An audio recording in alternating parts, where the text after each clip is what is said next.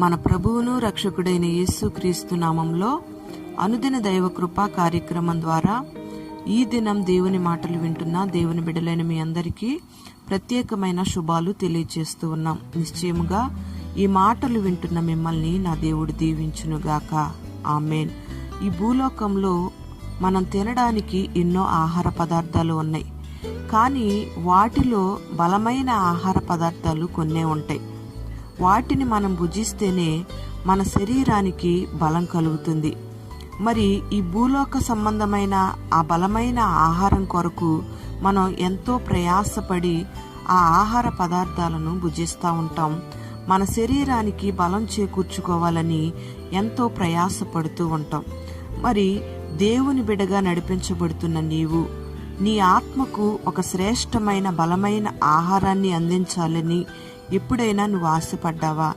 లేదా ఏ ఆహారం అయితే ఏముందులే, ఏది తిన్నా బ్రతకగలం అని అనుకుని నీ జీవితాన్ని కొనసాగిస్తూ ఉన్నావా? ప్రియ దేవుని బిడ్డలారా, నీ శరీరానికి బలమైన ఆహారం తినడం మంచిదే. మరి నీ ఆత్మకు కూడా బలమైన ఆహారం కావాలి అనే సత్యాన్ని నువ్వు గుర్తెరిగి దాని కొరకు నువ్వు ప్రయాసపడాలి.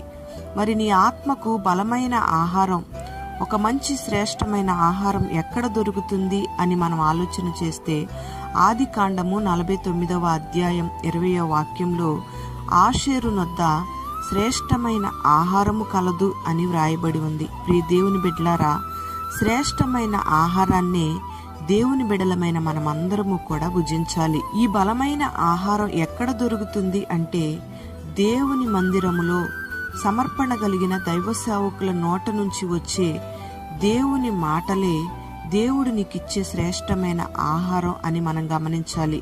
ఎక్కడైతే పరిశుద్ధాత్మ నడిపింపు ఉంటుందో, ఏ సంఘములో అయితే పరిశుద్ధతను కాపాడుకునే దైవ సేవకులు ఉంటారో అక్కడకు మాత్రమే నువ్వు వెళ్ళాలి.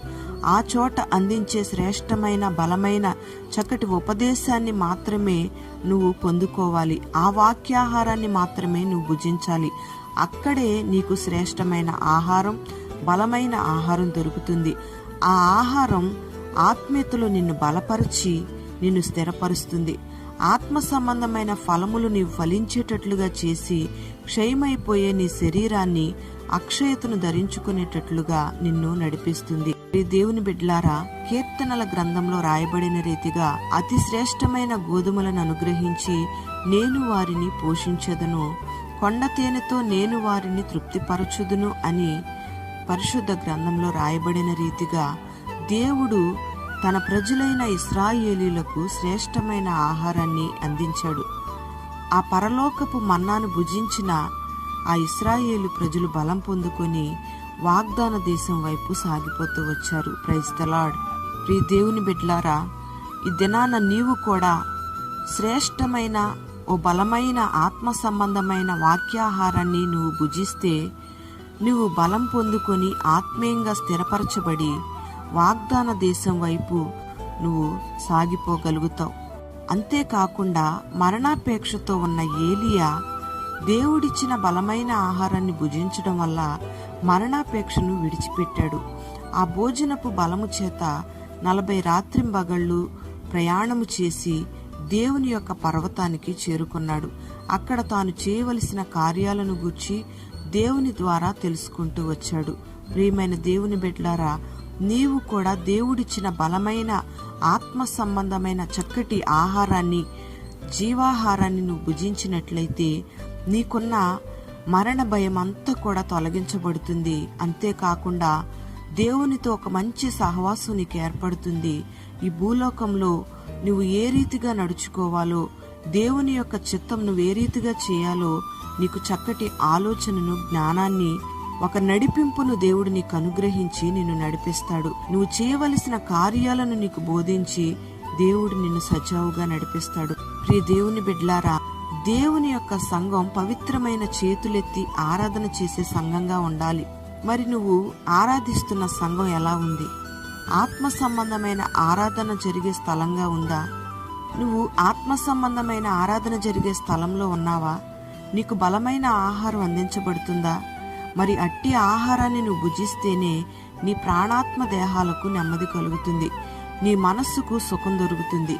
దేవుడిచ్చే ఆహారాన్ని నువ్వు భుజిస్తేనే నీ ఆత్మీయ జీవితం అభివృద్ధి పదంలో సాగిపోతుంది.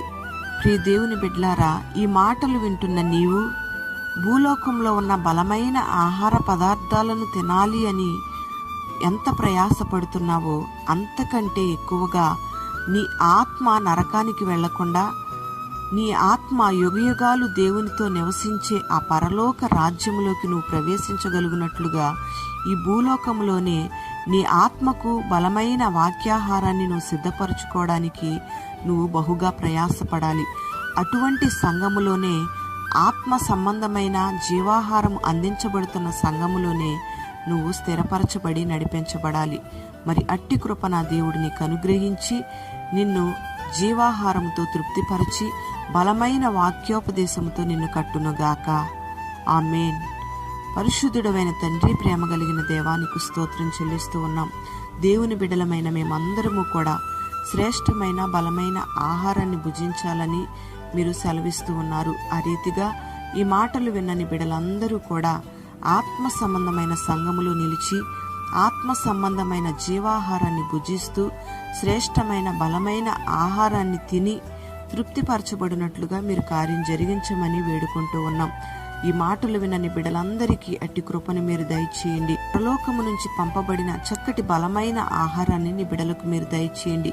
నీ బిడ్డలకు కలిగిన మరణాపేక్షలన్నిటిలోంచి మీరు విడిపించి నీ బిడ్డలు చేయవలసిన కార్యాలన్నిటినీ నీ బిడ్డలకు మీరు బోధించి నడవవలసిన మార్గాలన్నిటిని మీరు తెలియపరిచి మహిమ ఘనత ప్రభావాలు మీరు పొందుకొని పేరు పేరున నీ బిడ్డలను ఆశీర్వదించమని యేసు పేరట వేడుచు ఉన్నాము తండ్రి.